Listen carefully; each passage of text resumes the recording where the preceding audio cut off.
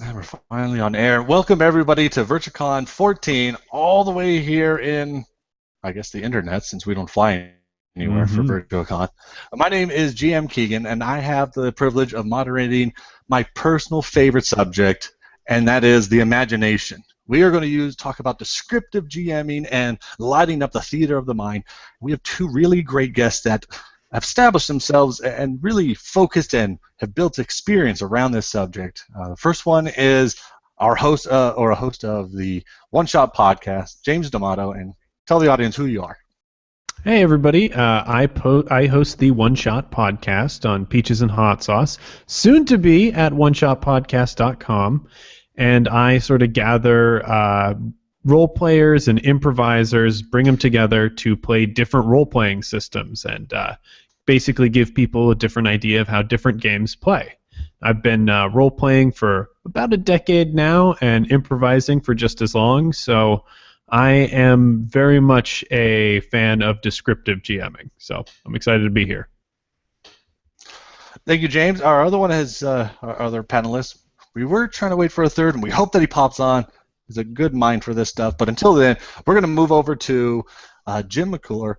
He's a host of the GM podcast, the GM. Well, he does the podcast, but he also does a workshop and hosts a whole bunch of other things. Jim, tell the audience a little bit about yourself. Such a great introduction, Keaggan. How can I possibly answer that? This is day three. Yeah, everybody understands this. Jim McClure. I'm the content director for the GM Academy, and of course, we're at GM Academy. We're on Roll20 as well as a bunch of other places, and we're a group that's dedicated to GMs and GMs and the craft that they do. So, of course, I run a bunch of different things between workshops to panels on things like VirtuaCon to podcasts and everything in between. And I am super excited to talk about, of course, our wonderful subject today, the theater of the mind style play and all the wonderful things that goes into that.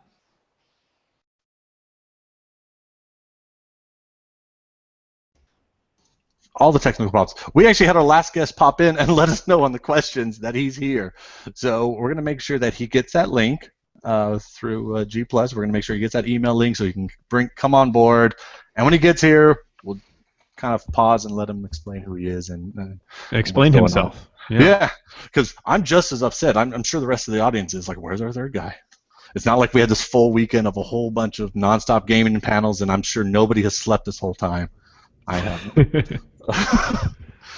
And it totally has thrown me off. I love that we start off totally thrown off, but it's okay. Honestly, the first question that, or at least let's get away from questions and let's just think thematically, because that's kind of how you GM. We don't GM with, okay, this is step one, and what's the one question? We kind of have this ebb and flow, and we have to organically work through a story, because that's what you're trying to do. You're trying to pull the players in and have them just escape the reality and come into this fantasy with you, and we're trying to bring them in. And one of the best ways to do that is to capture their mind, get their imagination, and pull them in. And what is like the first way that you guys introduce your players by like lighting up their mind, sparking that initial imagination? Because you know everybody, whether they're in school or have a job, they're kind of always distracted. So what is the thing that you initially grab them to light up their mind, to get them sort of like massage it and grow that imagination? How do you develop that initially during your sessions? I'm going to say it actually starts before the session. In that sort of planning stage when they're building their characters, I like to play at least something after character creation to sort of get people's creative juices flowing, because once you've built that character and you're going through that process of creating a backstory for it, that's when you're really in tune with the narrative.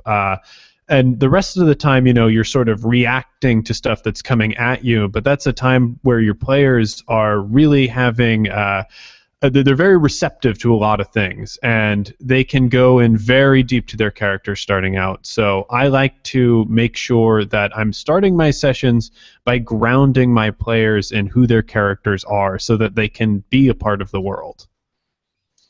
Yeah, and I guess I got to agree with that. I've always looked at it from a standpoint of, you know, if we are going to have this theater of the mind experience, I kind of compare it like blasting off into space. there is so much prep work that happens before you actually get to space. We have to have a country, and we have to have NASA, and we have to train astronauts, and we have to build equipment, and suddenly we're there. But one of the things I will say that I add that I found really helps get people into that and expand that theater of the mind is establishing to a large degree the world that they are in and establishing the right mindset for role play. When the term that I've used, and of course the industry uses a lot, is called getting them in the magic circle, as it were. And what that is establishing that you have left the rest of the world behind, and now we're in the game world. We're in the world of tabletop. We're in the world that we're playing. So to establish that magic circle, I mean, I do a number of things, and I think I agree completely with James. There's so much that's done on the prep work before you ever get to the table. There's so much with the imagination. There's so much with the character building and everything else that comes before you sit down at the table that first time, before you really get into it. But then once you're at that table, if you establish that this is what we're doing and this is the world that we're playing in, it really goes a long way to helping players interact and helping players get into character and expand that theater of the mind. So a couple things I try to do is really try and set up that this is something that's different than occurring from the rest of the world. And I do this through our sensations. I mean, I play, and I've said over and over, I play Legend of the Five Rings, big fan of the system. It works so great thematically. I have a gong that sits at the table that I ring it when gameplay begins, because it's a clear auditory cue. It just changed. The world just changed. We're in a new place, and now we're talking in character. Now we're talking in game terms. All of our social discussion, how was work doing, how today, all of that's gone away. The gong rings, and when that tone dies down, we're in the world. And I'm not going too much for that because we have another panelist that just appeared that I think Keaggan has to introduce. Hey. Mark, we finally got through it. It wouldn't be an internet panel if we didn't have tons of internet issues. It's okay. We are glad that you made it here. And initially, we just did a little bit of introduction, and we'll get to the question after that. But tell everybody like who you are and a little bit about yourself. If you can hear me. Mark, Okay, Mark good. Cleveland. Yeah, I can hear you. I'm Mark Cleveland. I'm the proprietor of Mad Ducky Entertainment. I'm doing live streaming, gaming, and I'm also doing authoring of fiction, and I'm a storyteller. And so my passion's really live with gaming and entertaining people, and so yeah, I'm also a GM that's run a lot of different theater of the mind style games. Did World of Darkness, did Vampire the Masquerade, and then I actually took the grid out of some of the and I took the grid out of some of the games that I've been playing D&D style. I just said, you know what, and threw it, and I even have a gigantic grid that I did. I'm a convert from years back. So I was going to say, you said everything right to our host Keaggan, because I know for a fact his favorite thing to run is gridless Pathfinder. So you said everything right to score the brownie points with him. Oh my gosh. Yeah. So my new favorite panelist is going to be Mark. I just want to let the other two you guys know it's great having you here, but now that Mark's here, we're going to talk all gridless this whole time. Gridless Pathfinder is madness. Oh, I am a mad genius. Well, at least mad. I don't know. Okay, Mark. We're not going to go through that same question. Since you brought it up, that actually was one of the things I wanted to talk about. Is initially we were talking about how do we kind of initialize the imagination of our players and get them kind of wrapped up and get them used to it, because not all players are used to it. I mean, we may be fortunate and have a group of people that love the theater of the mind, but we all want to get into the details and kind of help that grow. And one of the first things I personally did was never use a grid, ever. Some people say AD&D was a grid system. I wouldn't know because I never played it with a grid. no, I never did either. Yeah. And people say Pathfinder was, but I don't know because I don't know what a grid is. It's okay if you have a grid, just not in my group. And everybody's probably scratching their head like he is a heretic for saying that, but we'll just move on because I'm a moderator. It's your opinions that matter, not mine. That's Damn right, your opinions don't matter. Yeah. I know I'm going to get so much grief from my own group, but who cares? One thing that we'd like to talk about is, since we're not using a grid or we're not using minis, and some people don't use grid, but they may use minis even just to represent general areas, or they like to draw a lot to help explain how a situation works out. What tools do you guys use that could benefit others to really get into describing, let's do something just vanilla, like entering a room for the first time without doing a layout of it, because that would, now we're just going back to the grid. We're trying to just keep everything in that imagination. So what is it that you guys do? And we're going to just go down the list, and what tools do you use to create that experience? Okay. We're going to start with Mark. I'm sorry. I should actually say we're starting with, instead of just say we're going down the list. Mark, since you came in late, we're going to let you go first. All right, yeah, look, I'm on the right on my screen. All right, so the first thing I do, I usually start with describing the most interesting thing in the room, and I'll start there because it's probably the first thing their character would have seen. And so if there's a gigantic book on the table in the room and it's got a gold inlay, I'm going to start with that, and then radiate out from there, maybe describe the old man in the chair next to it and the bookshelf behind it that has dusty tones as well, and just kind of describe the cobwebs, something to set the mood as well. I try to at least insert something like that just as well to kind of connect the whole scene, give them a feeling, more of a perception of what their character is going to get, than an explicit description, because that's just going to waste their energy trying to understand what it is, they're looking at. Yeah, very good about not being too descriptive, which is kind of may seem contrary to when we're talking about descriptive GMing, but a very good point.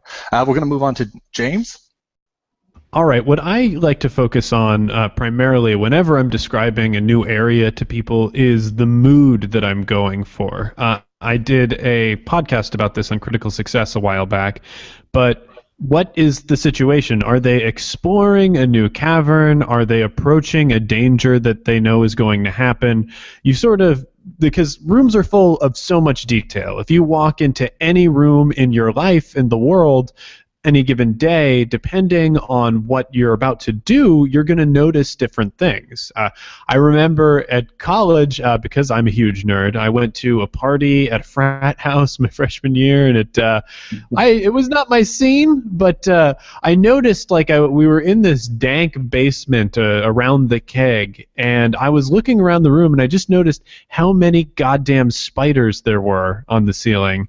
And if you're there to have fun at the party, you're noticing the music, you're noticing the drinking, you're noticing all the beautiful people around you. And if you are like me and you are not digging it, you notice the spiders, you notice how goddamn dirty it is, you notice the people vomiting in the corner.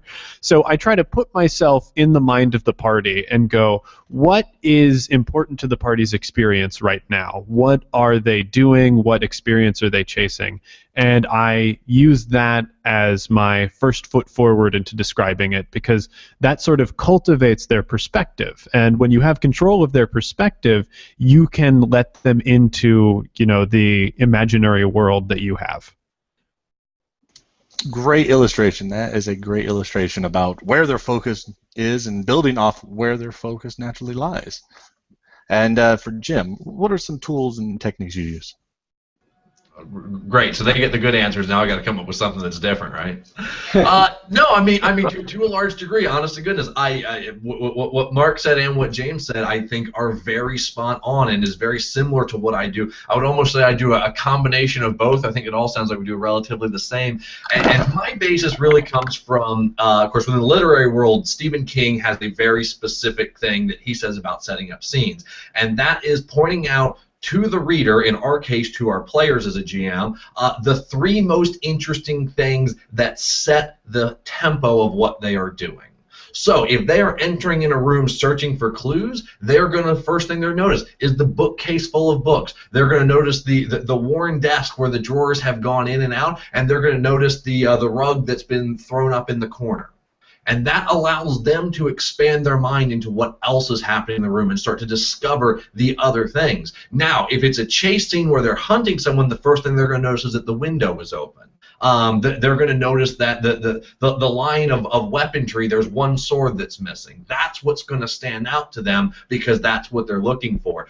So I've always followed pretty much King's reaction of that, of give them the 3 things that jump out first based on the tempo, whether it's a mystery, whether it's a chase, whether it's a search, whether it's a casual environment, whatever the case may be. And by giving them 3 points, it lets the players be comfortable enough in the environment to explore and develop and expand their mind on their own while still keeping it focused to the tempo of the story you're trying to tell.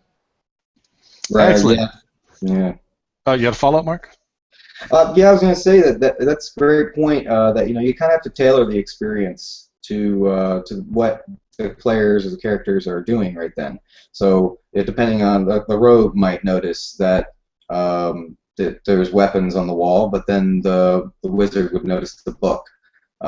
Different things will pop out based on what they're doing too. If they're going there to investigate, maybe they notice his attire. They notice the details of what he's wearing and that he's got mud on his pant legs. He's been doing something outside recently. It's it's very much you want to bring together some of the elements that you can't really get when you just go here. That's the room, and they're like, well, there's the guy, and they're like looking at the map, trying to figure it out. You didn't give them anything really, but just a picture. I'd like to hop in and say, in defense of the grid, you can also do this if you are a grid GM. You're not some sort of filthy outcast in Theater of the Mind stuff. I know in my Dungeon World games, I use a grid just so my party feels like they're grounded, and I can describe things around them. And actually, I found that with a map, people ask a lot more questions about the room, which can help develop that immersion. But it really depends on what your style is. Yeah, maybe I thought I was only going to get this from my group. Not really. Everybody, okay, I'm going to put a little disclaimer. I wish I had a little asterisk. I could put it up there. I do not hate grids. However, for this discussion, we're going to take it and just move it into purely Theater of the Mind. Right.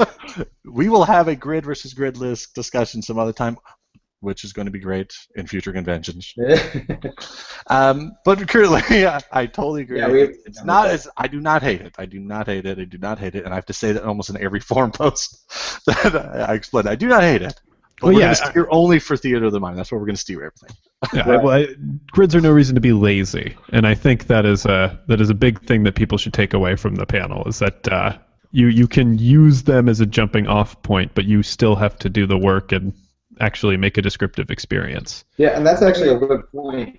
Show-ems are a great thing for your game. You know what I mean? Like, you give the players something to look at, and then you describe things around it as well, but they may not be part of the smells, the scents, the different sounds that are coming around. That way you can use it as a launching point. But yeah, it's not necessarily against illustration. That's great. I love using tools like that. And I'm actually always looking for new tools. It's like Roll20 is a great one. It's a great way to share more than just grids. You can share music. You can share so much. So yeah. Yeah, and I just want to real quick piggyback on, well, again, both what James and Mark said in that, and of course the grid, because Keaggan already headed me off of the pass. I have to go and defend my grid because I'm one of the true unashamed 4th edition D&D players still in the world, apparently. But no, and exactly what Mark and James were just saying. I can't win, can I? I already apologize. But focusing, back to the Theater of the Mind standpoint, a grid system, and sort of what, of course, Keaggan, you were alluding to, and I agree with you to a degree, there's a lot of people that use, grid systems as the replacement for good imaginary description.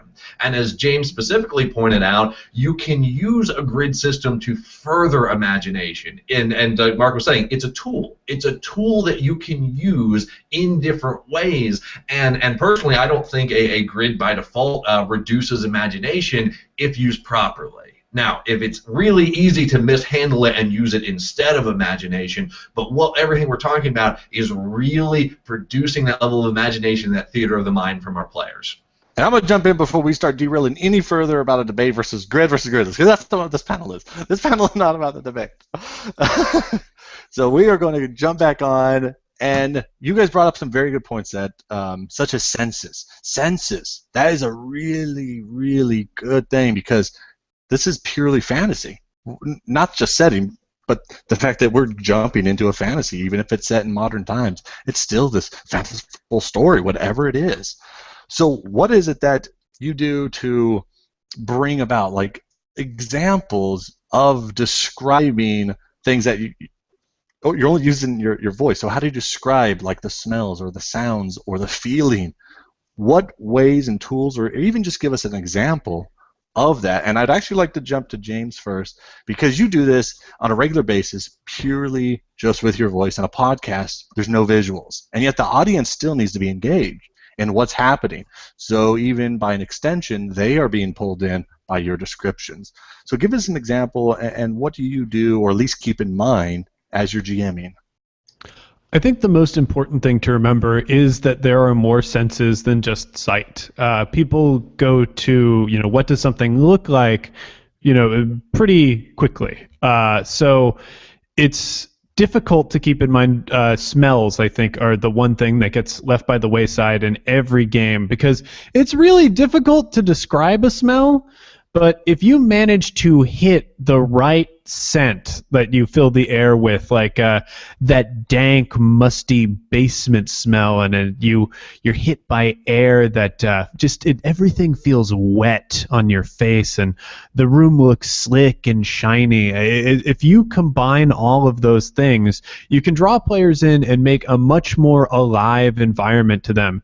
And most importantly, you can start giving them some of the emotional feelings that their characters are feeling. If they're very deeply, imagining a tunnel that smells like sewage, because a lot of people have been in a situation where they've smelled something like that, they will identify with their characters and feel that, and it will help them make, more.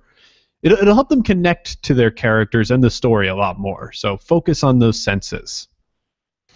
Excellent. I'm going to jump to James, because I'm not going to ignore you, Jim. I have something special for you. We're going to jump to, not James, we're going to jump to Mark and continue the same question, because then I got something for Jim. So he doesn't feel left out, because he's always like, I'm always third in line. But it's okay, we got something special. That's all. Okay, so yeah, I was going to say that another thing that you can do is in your storytelling, you can use your voice, and your posturing to set the mood of the game. So if you want something to be ominous, you lower your voice. You speak more, differently. You just change it to suit the scene. If you want something to be like a party, you might start describing how everything's jumping around really quickly and the little elves are doing all this. You can really set the mood through what you're doing and how you're exuding the scene to your characters. So theater of the mind is really a lot about you getting in the scene too, and really bringing the players with you, and giving them what you have a mental picture, obviously, of what is this scene going to look like. And maybe you didn't, maybe it's a fresh scene, maybe it's a scene that they brought upon you, but you still have a mental image in your mind of, well, when they go to the tower, it looks like this. When they go to the bar, it looks like this. And things are different in those two places, and you can just, really bring that together very well when you're using a theater of the mind style that brings their characters in. Excellent. And so you don't feel all left out and always piggybacking on everybody. The reason I want to hold off is because we're not just talking role-playing. Sometimes we have different constraints. We have people sitting at a table or just doing the audio part during a podcast. But we also, this is VirtuaCon, so we're not just sitting around a table, we're sitting around a computer. So what tools, how do you use this? How do you grab people that are on a mic that maybe aren't sitting in the dark room too? Maybe they're just, I play with somebody in Australia, so as at night I'm playing, they're just waking up and having lunch. Totally different environment. What tools do you use to grab them and pull them in? You're right. It is a different perspective when you are playing. When you're at a tabletop, with a group of friends around, sort of like what Mark was describing. You have so many tools that you can describe. You've got your posturing, your voice. You can even control lighting. You really have a lot of control over the environment. But when you're playing over the internet, over the computer, in this type of environment. I know a lot of people, I do a lot of gaming on Roll20, of course, that's where the GM Academy is based. I know a lot of people are. You lose that control of environment. But I guess the biggest thing to realize, and what I've noticed from doing a lot of play face-to-face and a lot of play online, is there is something special that happens with playing online. Because people are very actively deciding to interact in a way that is not normal. That magic circle I referenced earlier almost already starts because we put on a headset, unless you're me that doesn't believe in headsets. We log into a computer. We do all of this ritual to start the activity. And we're already halfway there. We're already at a point. And a lot of times when you're gaming, obviously you become friends with your gaming groups, but especially things like Roll20, I'm playing with people that I'm just meeting or know for a short period of time. We're not sitting together and getting caught up on work for 20 minutes before we start, like what happens when I go down the street and roll at that table. So I think gaming online does, to a large degree, draw you in. But one of the big things that you have to do is keep people's attention when you're playing online, to really keep them in that state to expand the mind. And the example I give is right now I just clicked a button and I just clicked another button, and now I can type in any word and have the answer to anything I ever want. I have to keep people more interested from doing that to what we're doing and more engaged. And that goes to a lot of, I would say, GM fundamentals, and that if you are providing a good experience, people will be engaged and the rest of the world will start to disappear. And as they immerse themselves further into that world, they are going to have a better experience. It will allow them to open their mind. It will give them the freedom of being in a new place and being able to act and being able to act out their characters. So I guess to the answer is, I personally find it easier playing online to do that, to get people in that mindset, to get people expanding their mind and into role play. I find it easier to do online than face-to-face. I guess we can end it right there, and we just join your table, since you just volunteered to GM our group. So that'd be great. Absolutely. We're playing Legend of the Five Rings. Everyone, get your character sheets, get your your D10s. Let's do this. Oh, he said Legend of the Five Rings. I think I'm busy. Yeah, I think I have to. I left something in the laundry. Okay. Moving on to something else. I think the best experiences, or at least the best learning experiences, come from mistakes. And if you GM'd more than one session, you have a lot of them, because that's just part of GMing. And I think that kind of like stops people, and maybe they're scared to try to grow and expand and get really descriptive and jump into the theater of mind part and really work that, maybe because they're worried about making a mistake. I've made a ton of them. Even though I love that aspect of GMing, it's something I've made I've made tons of mistakes, and I would like to know, what was your personal mistake that you've made that you remembered enough to go, I don't want to do that again, or perhaps, how could I have done it better? Because I think that is one of the fundamental things that we all can agree on. We make mistakes. What is yours? Let's talk about it. And we're going to start with Mark this time. Okay, so the big mistake I made early on, I guess, was thinking that the scene that I'm trying to describe would come across the players how I imagined it completely, and that they were seeing exactly what I was seeing, and so that I had to be very careful about making sure I described the important things, and that I'm complete in the description enough to give them the impression of what's going on, so that they're feeling what I need them to feel in the scene. And I thought that would be easier, like that I would just go, oh, there's this thing you can hide behind. Over here, there's this thing. I start describing like tactical positions, and that they would realize that that was a tactically good position, first of all. Things like that. Just that I would be that good of a describer. And also, the other thing that I found was that communicating personalities and everything with theater of the mind to that can get lost behind some of the other descriptive things that you're adding in. If you're a GM like I am, who came from a grid system, and it is relevant. I know I'm not talking about necessarily back about the grids, but when you take it away, you were using different skill sets. You were describing really what was there, and then when you try to say, well, now, okay, you take that out, you've just got, well, I need to describe the things, I need to make sure this description's flowing well enough to get people interested in the scene, and you have them interacting by the end of it, Excellent, excellent. And for you, James, what are some of your less pleasant experiences that you learned from? I'm sure that's probably one or two. That's a tough question to answer, as I am a flawless game master and human being. I'd say if it's probably in back to the setting expectations stage. There are plenty of times where I've wanted to play a more serious or dramatic game, and I've had all these environments prepared to support that, but the group that I was running for was not on board with that, or they had a different expectation for the game. I remember I ran a Pathfinder game for a group of people, and I had set up really dramatic battle that I had gotten to sit down with and talk through, and I had a lot of really heady plot stuff to do with them, and the last person who came into play, who I didn't get a chance to talk to before they made their character, named their character Fartimus. And so, it was. Sounds like a great player. I like it. Yeah, and the character would make raspberries every time he spoke. It was a wonderful player to be around and play with, but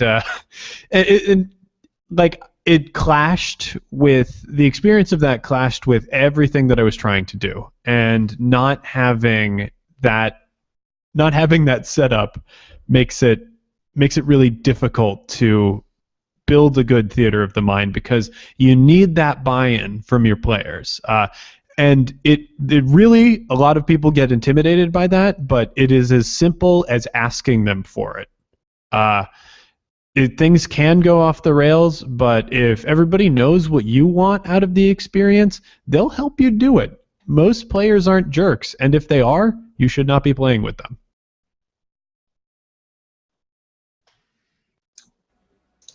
Yeah, I've seen that bit of advice come up in a couple of game books too. That if you play with jerks, just step away. Ask them first, but then step away if they don't listen. That's some just sound GM advice, I guess, for any topic. And now, Jim, what about you? A marginal experience that was maybe not quite epic, maybe a little less epic. What was it? I guess I've got two stories. I have one major story, but I feel it'd be unfair because it wasn't me GMing, it was someone GMing me. I'm going to tell that one first, but then...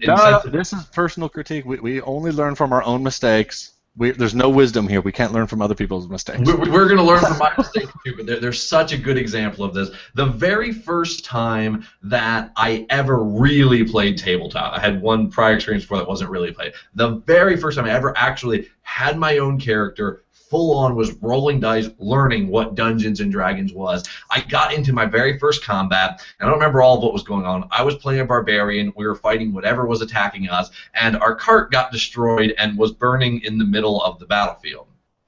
So I was like, I want to charge the enemy, jump over the cart, and then come down with a slash. I was like, yeah, I'm into this. And the GM looked me dead in the eye and said, I don't believe there's rules for that, you can't do it. And I just deflated. I mean, I was like, but that seems so cool. I really want to do that. So that's my clear example of a bad thing that can be done. I want to do it now. I have been very, very guilty, especially early in my career, of doing equally atrocious things as that story. And I guess my first experience, my first campaign that I ever ran, I was so excited. I had a campaign planned out from level 1 to level 25, and I've got the next 4 years of our lives planned out. This is going to be the most epic thing ever. This is where I'm coming into it with. And the big thing that I learned is I had decided where we were going. And I was a little railroady, not terrible, but just a smidge. But the big thing that I missed out on is there were things in the world I created that my players were interested in and were interacting with that I didn't find interesting. And instead of nurturing that, instead of expanding that, instead of allowing them to create and share in the story, which is what we should be trying to do, I ramroded them past it because it wasn't interesting to me. And that was one of the big lessons I learned early on is there's a lot I do as a GM, to nurture this theater of the mind, and there's a lot the other 3 or 4 minds at the table bring themselves. And if I ignore what they are bringing and what they're interested in, it is about the worst thing I can do as a GM. I think everybody was nodding along with everybody's experiences and everything. Someone said, like, yeah, I think I did that. Oh, yeah, I did that twice. I think I did that just last week. I think it's just a common thing that you shouldn't be afraid to make mistakes. You just should assume you're going to make a lot of them, but try to maybe learn and minimize maybe one of the 70 mistakes you make every week. It's okay. The descriptive part, I think might be an obstacle for some people, is because perhaps they're concerned about their own vocabulary. Perhaps they don't feel like they're educated enough, or maybe it's a language barrier. Whatever it is, I think it's a strong misconception. And is that something you ever struggled with, or perhaps just give advice on how that isn't really a necessary thing? You don't need to be an English scholar to be a great GM and be descriptive in your GMing and lighting up that theater of the mind. And we're just going to go quickly back in reverse order with start with Jim real quick. It's I would almost say to a large degree it's a self-making problem.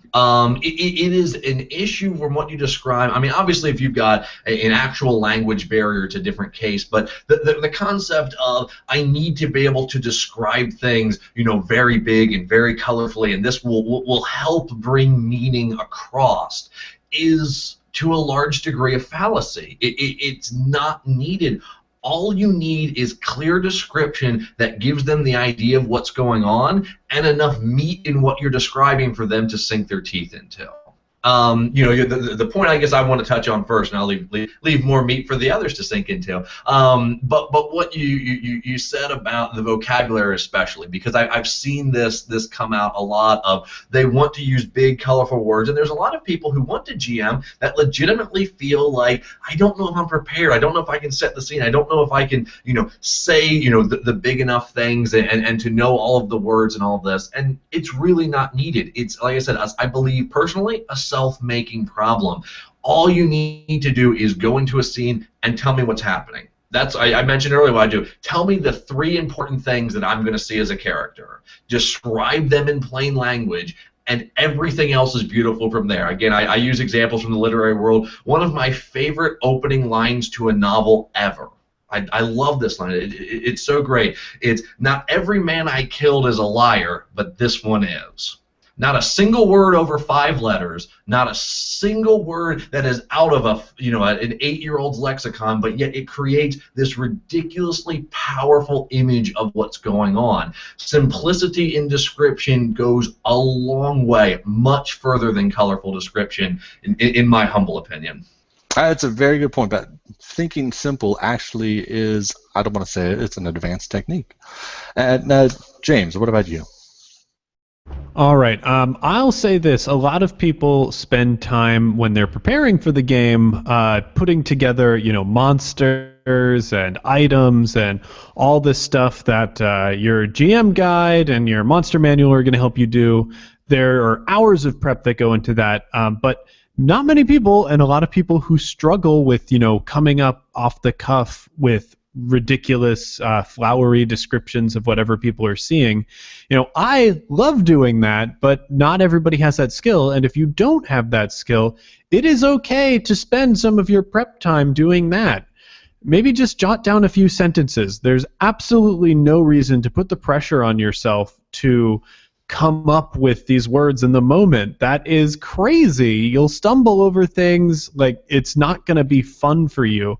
And if it's not fun for you, you're not going to do it well because you're playing a game.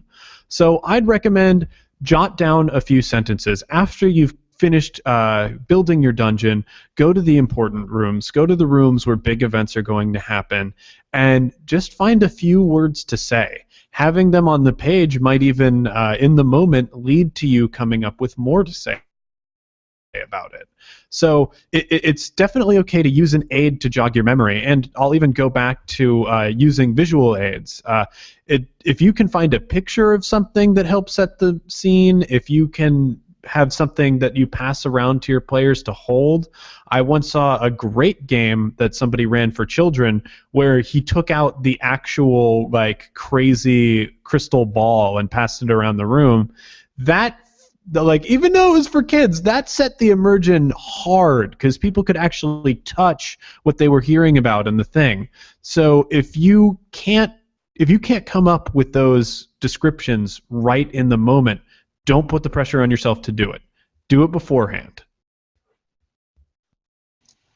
Actually, using an object, very clever. And then to Mark, what advice do you have on bringing this about? So I think we're talking about basically GMs who are a little bit scared of maybe taking a leap and starting their own descriptions like this. And so what you need to do is really get your feet wet. If you start with I still take notes now, and I'll write down single words that kind of need to be in the description, right? It's like, make sure you describe the old woman, make sure you describe her amulet, make sure you describe that she left, and that was abrupt, and that'll jog my memory enough to remember to fill in the details. So like even now I use that kind of a tool like James is describing. And so what I would also say is that one of the things you can do is just get your feet wet by using more complete sentences, like he's describing, and you can use that. If you enjoy that much of it, you will get better and more comfortable with it, to the point where you can take those things away slowly and you can use less of it. Having an idea in your mind might be enough to spark a whole scene's description, whereas before it wasn't. So it's one of those things that you need to practice. It's definitely not just going to come your first time out GMing or running a game for someone. There you go. All this experience in GMing, and yet everybody said the same thing. It could be a little bumpy, but it's still a lot of fun. That's the whole purpose, is you jumping in. I love when people come to us and say, I want a GM, but I never have, and I'm really scared, and my first thing is, just do it. It's the best thing you can do. And looking at our panel, you can see all of their years and decades of experience.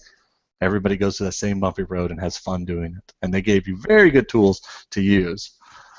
I think since we're talking like descriptive, what was like a memory? I think an example always really hits home. What's an example of a descriptive moment that stands out in your mind? There's always a moment where that one thing, that one moment, whether it was a room or maybe just a character or a creature or a feeling or whatever happened, there's always a moment where you remember. It touches you because it's more than just words. That descriptive moment actually penetrates and hits you into the emotions. And for you guys, what was that one moment? Jim? Oh, I was scared you were going to start with me on this one.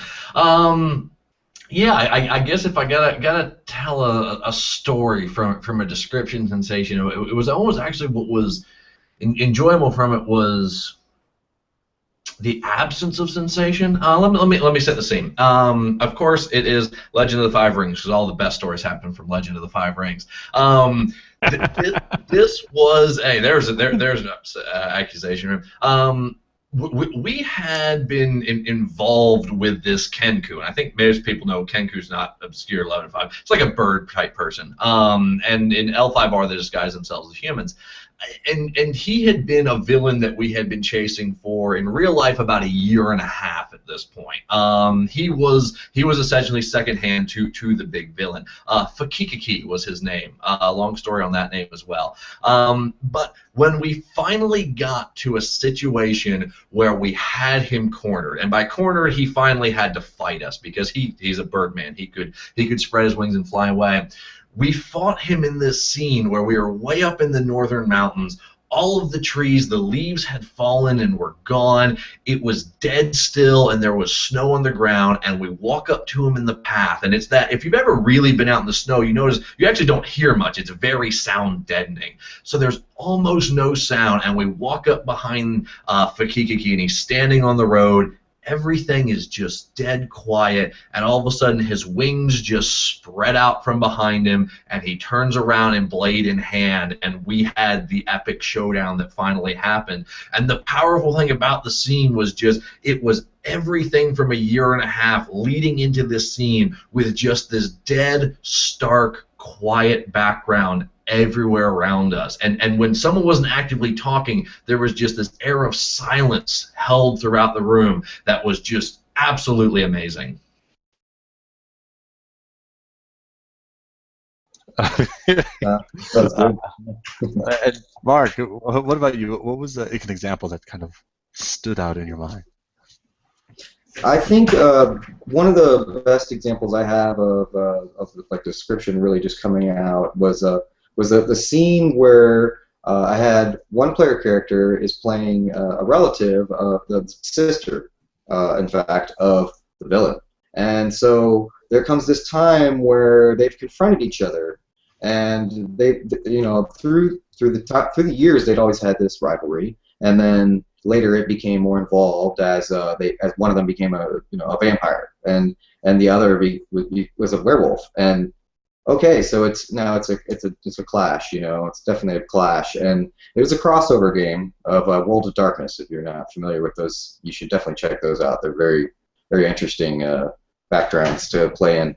And so one of the things that happened was that they had to fight each other, and of course the scene, it had to be equally poignant, you know, in the story to what it is to the characters. So I described it on this precipice of land that was like hanging over a gigantic, you know, canyon, like the Grand Canyon, basically, and that they were fighting, and there's fog around, and you know, everything's very mysterious, like, you know, and they're the only ones out there aside from. There's one person that survived long enough or whatever to get to be part of that. You know, the others they needed help, and then they ended up getting split up. So, but this ended up being a scene that was really, you know, interesting for the characters, and led to a lot of, you know, there was actually an emotional part at the end where she had to kill her own sister. You know, so it was just they just had no choice kind of thing. It was like it was meant to challenge their emotions. So it was definitely it was one of those things that the description really added to the scene, and you know, led to a lot more emotional involvement in it as well. Love the system. I think it always invokes great deep emotion. And then for you, James? What was the one example? Since you guys went with really deep emotional scenes, I'm going to go to a scene that I actually played in. I wasn't even describing it, from Feng Shui. And that's because all the best stories happen in Feng Shui, as it's the greatest role-playing system. So I was playing an American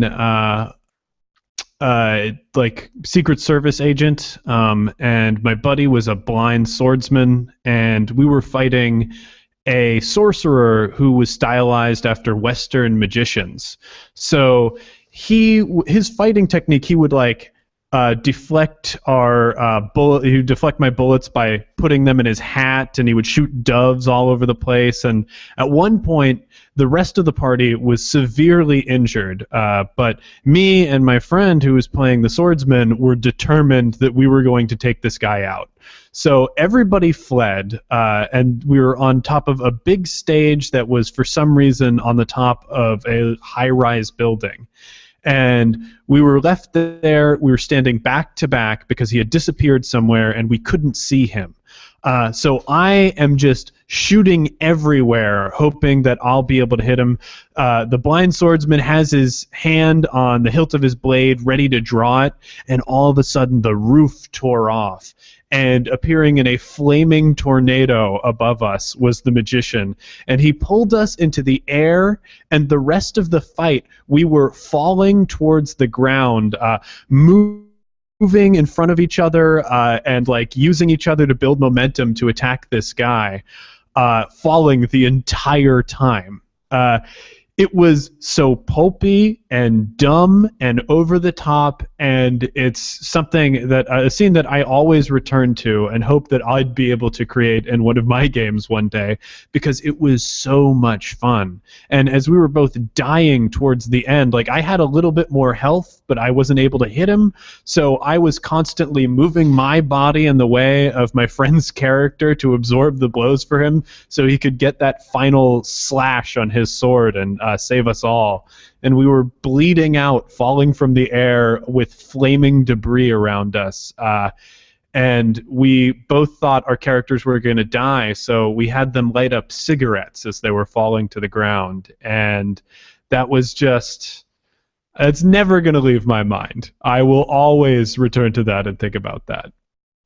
Okay, those are such great examples, because now I was not part of any of them, but I'm not going to forget them. And I think they're great because none of them were extremely wordy or really have to be in-depth and amazing words to use. It was just the setting up of the scene.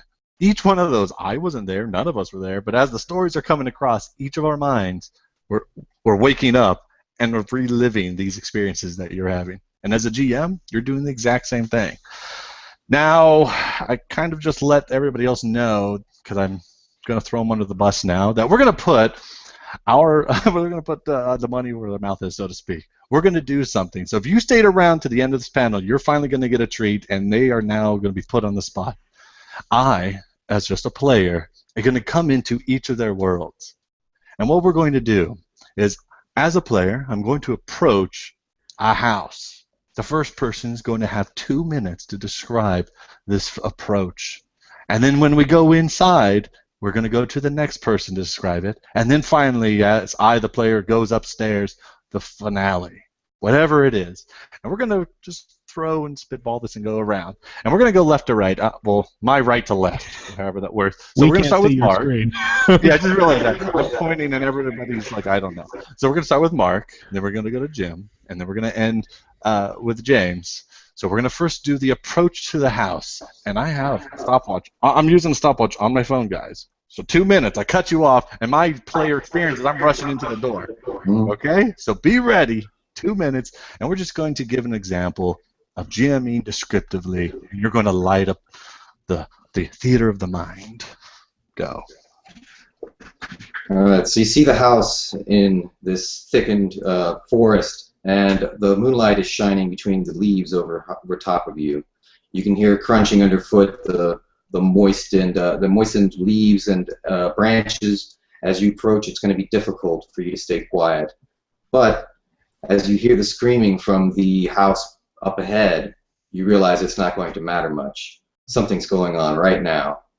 You need to get there and cross this field before the mist from the forest beyond gets too close and envelops you.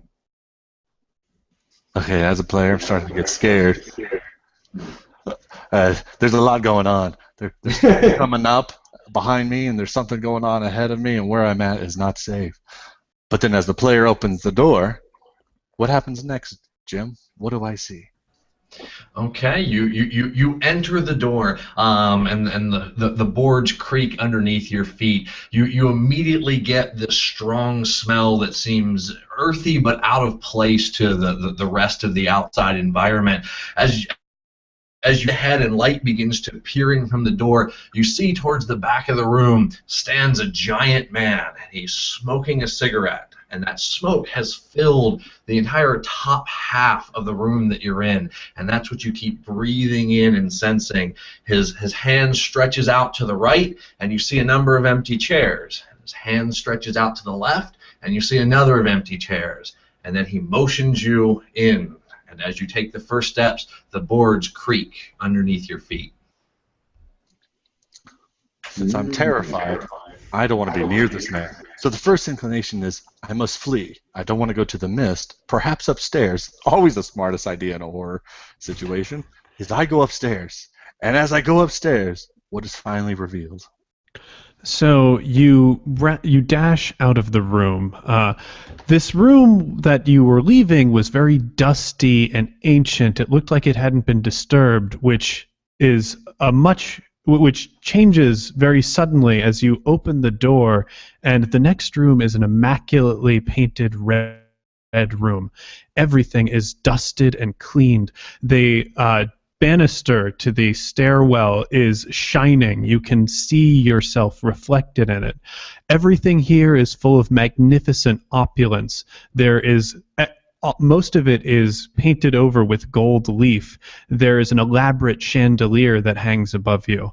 And as you step in, you feel silence take over you. You can't hear anything coming from the house. The creaking of the boards has stopped. There is no longer the howling wind that you heard from outside. The only thing you can hear is the sound of your own breathing. Your palms are sweaty as you start moving them to the banister, sliding yourself upstairs.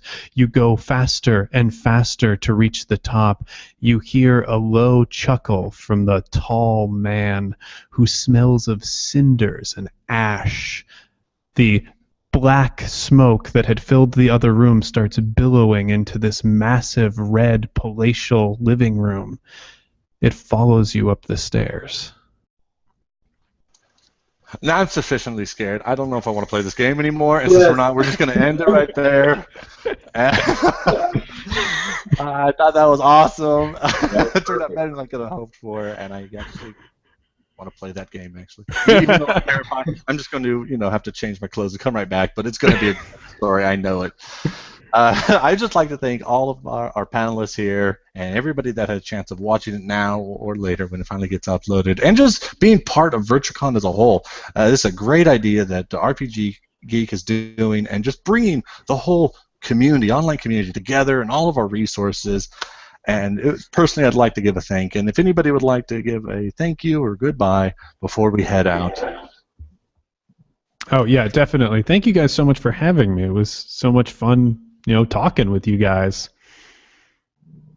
Yeah, and thank you, Keaggan, for moderating.